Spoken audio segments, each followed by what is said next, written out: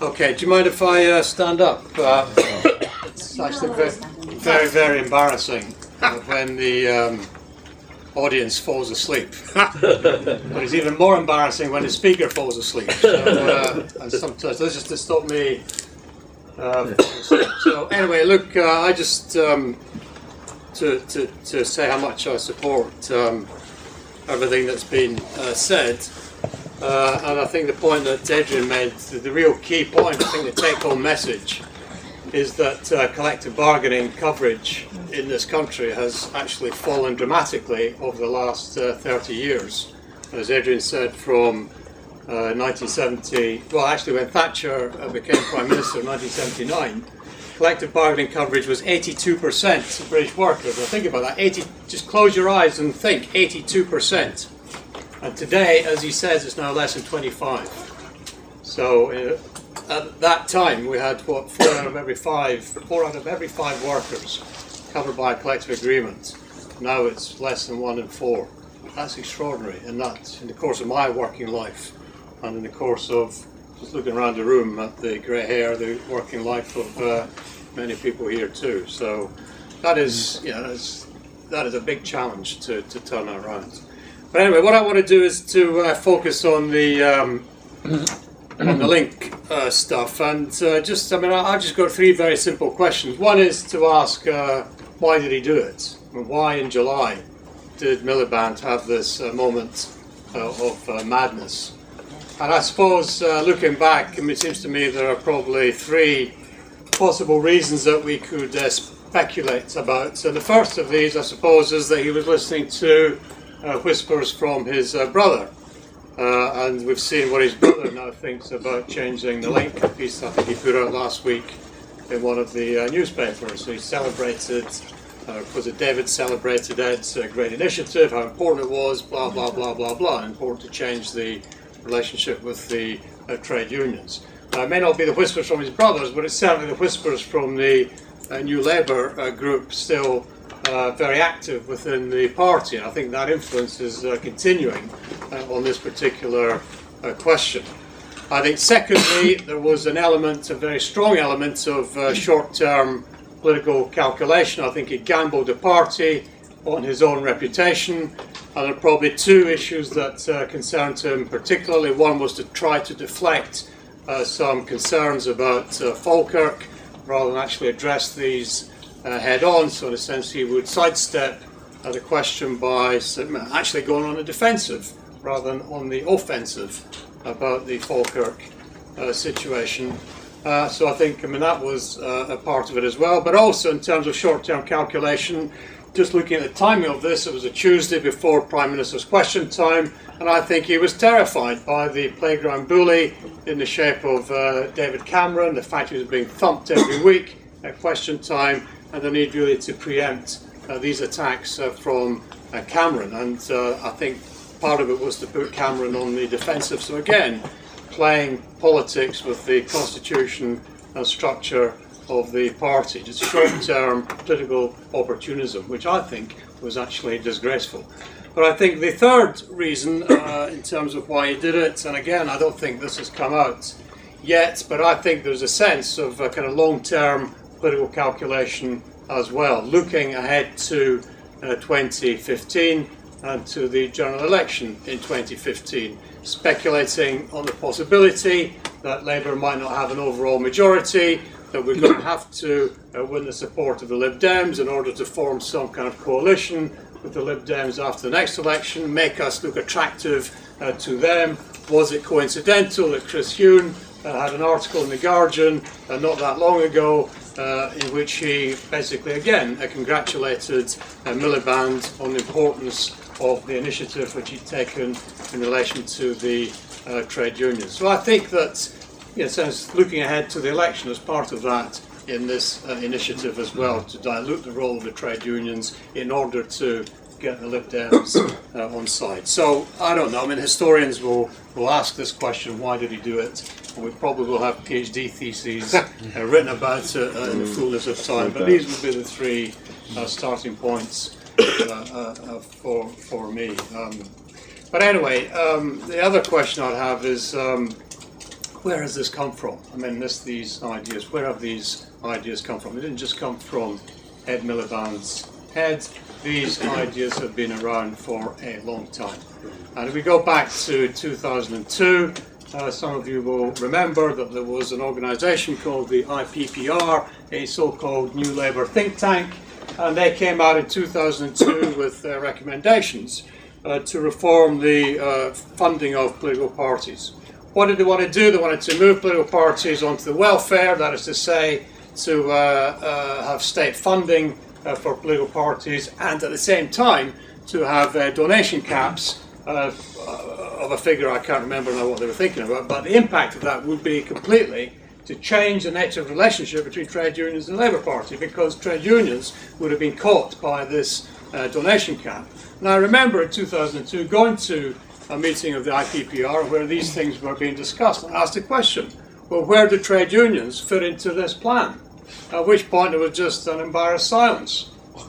And then that view then spins on. I mean, the initiative was killed off by concerted trade union resistance within the party, led by a trade union funded think tank at the time called Catalyst. But the idea spun on in 2005, 2006, during the Cash for Honours affair, where again, it was our fault in the sense of trade unions, in the sense that in the aftermath of that crisis, it was the trade unions that were put in the firing line, because what then happened was that we've got to clean up British politics, let's get the civil servants, Sir Hayden Phillips, let him do a review of party funding. What did he come up with? Well, we need to have a system of state funding. Well, there's a surprise. And at the same time, we need to have a system of contribution caps on political parties. Well, there's a surprise as well. But at least in his case, he preserved the link. I mean, he was prepared to preserve the link between the Labour Party and the trade unions by creating some kind of structure of affiliation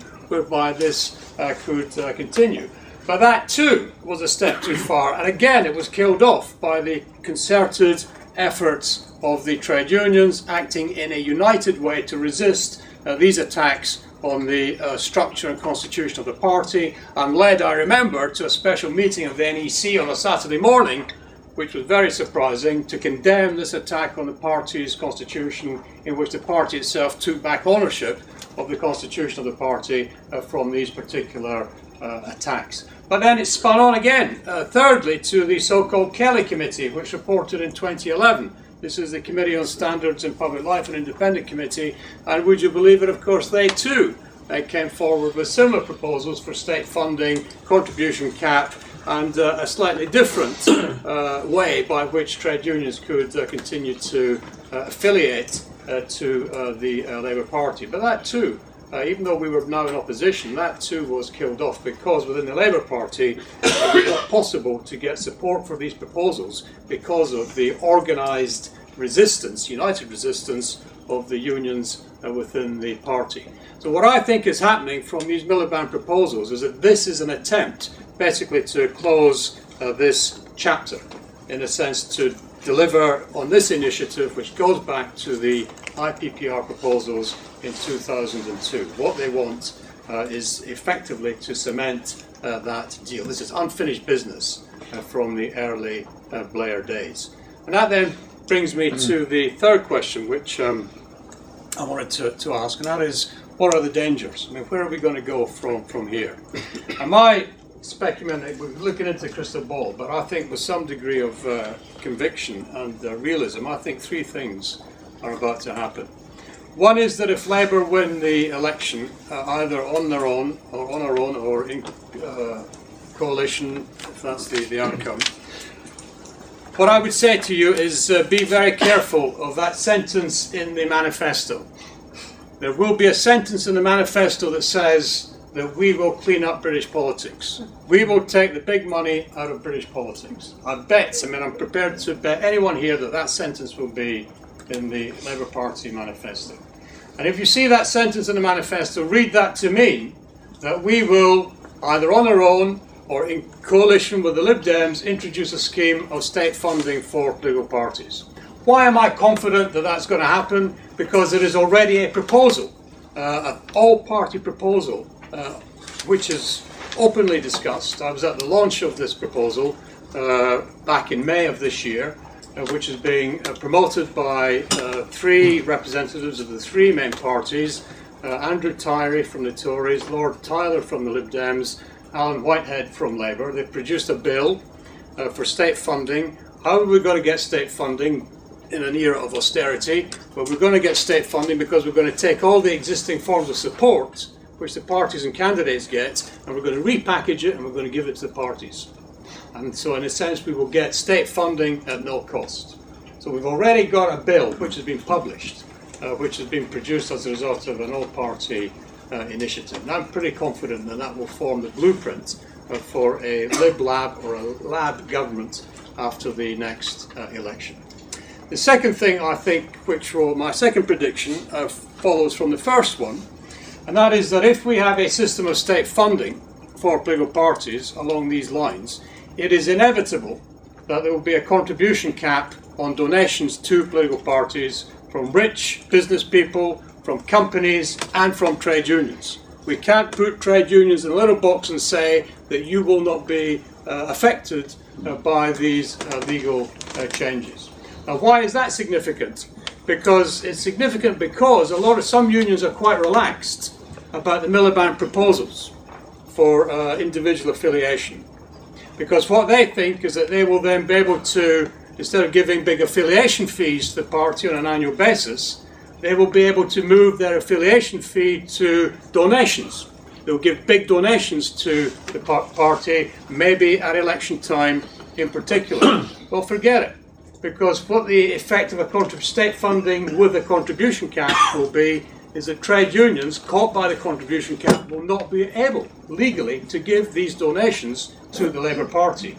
You will be excluded from this process of party organisation, party structure and party influence. The only influence you will have in the party will be through the individual members of the union that you've been able to persuade to affiliate individually to the party.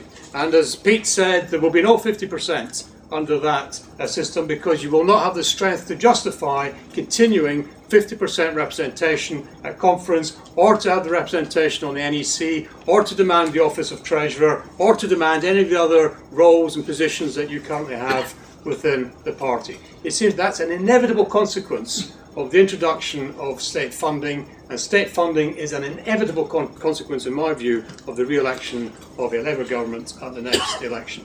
And the third thing then is, the third prediction, is that the lobbying bill, which has been paused, for which we can all be truly thankful, paused until the, when is it? Until the spring? And the lobbying bill is a real threat to us because, in a sense, what we see happening is that trade union money being moved from affiliation fees to donations, but because you're not going to be able to make donations, it's going to be moved from donations to electoral activity, but you're not going to be able to engage in electoral activity either, just about because of the lobbying bill. Because the lobbying bill, if it's introduced even in an amended form, they'll amend it to exclude charities, but they're not going to amend it to exclude trade unions. And if that bill is passed in its present form or in a form similar to its present form, then all that will allow trade unions to do will be to spend £40,000 in the year before the election in support of the Labour Party. So you've got these huge political funds at your disposal, but you won't be able to spend them because Miliband will have stopped you from affiliating. Legislation, which I predict will be introduced eventually, will stop you from making big donations. And legislation, which is about to be passed, will stop you from engaging in important electoral support for the party. So you have a big political fund and you'll be able to spend it to save Lewisham Hospital and to save any other campaign that may be working. But that is a very different kind of politics from the politics of parliamentary and political representation of the kind that trade unions currently engage in.